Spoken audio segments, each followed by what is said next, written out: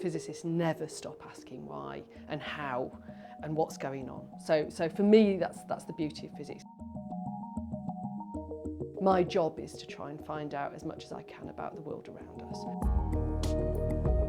Now, the actual bit of physics that I do is in an area called liquid crystals, which people have heard of in terms of liquid crystal displays. So it's actually very applied, but it's also a very beautiful area to work in. It's very visual, there's lots of optical effects, and it's something which, although I really enjoy understanding the fundamental what's going on in the system, it actually also matters in everyday life as well.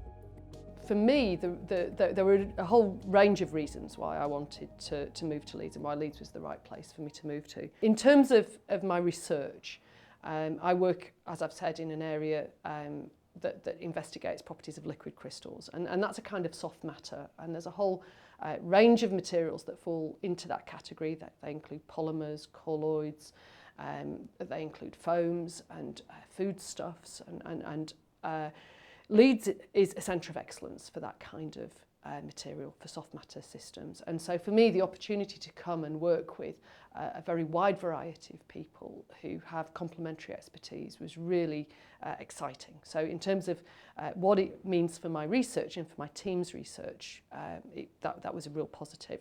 I'm also a really committed teacher.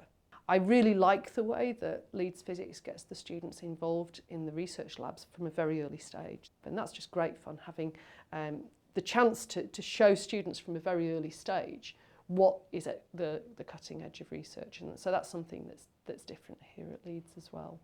And I think the other thing that was very, very exciting, and I shouldn't underplay it, is the opportunity that we have to grow the school.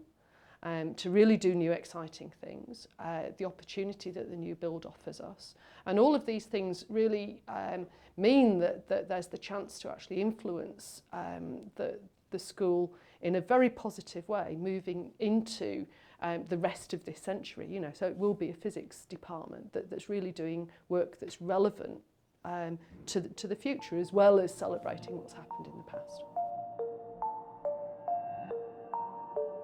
So one of the other things that was very attractive to me about coming to physics at Leeds is the way in which the research has actually been judged nationally to have a really significant international level impact to people's everyday lives. And that really means, in this context, how it's translated into industrial products, working with industry for new approaches for things. So spinning out companies, new methods of measurement, new polymer systems that have changed the way in which many industries actually make their products, working at the life science interface as well. So I think Leeds has got a superb reputation for that, and it's a really important part of how the physics works here at Leeds.